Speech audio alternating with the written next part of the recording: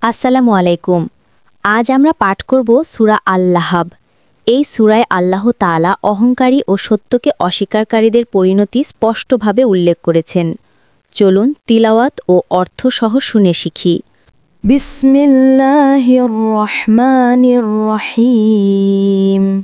আল্লাহর নামে শুরু করছি, যিনি পরম করুণাময়, অতি দয়ালু।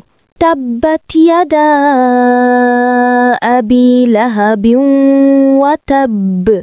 ধ্বংস হোক আবু লাহাবের দুহাত এবং সে নিজেও ধ্বংস হোক। মা আগনা আনহু মালুহু ওয়া মা কাসাব। তার ধনসম্পদ এবং যা সে অর্জন করেছে তা তার কাজে আসবে না। সায়াসলা নারান যাতা লাহাব। অচিরেই সে দগ্ধভাবে লেলিহান আগুনে। ওয়ামরাআতুহু হাম্মালাতাল হাতাব। আর তার স্ত্রীও, যে কাঠ বহনকারিণী, যে কাঁটার সাহায্যে নবীকে কষ্ট দিত এবং একজনের কথা অন্যজনকে বলে পারস্পরিক বিবাদের আগুন জ্বালাত। ফি জিদিহা হাবলুম মিন মাসাদ। আর দুনিয়াতে তার বহনকৃত কাঠখড়ির পরিবর্তে জাহান্নামে পার গলায় শক্ত পাকানো রশি বাঁধা থাকবে।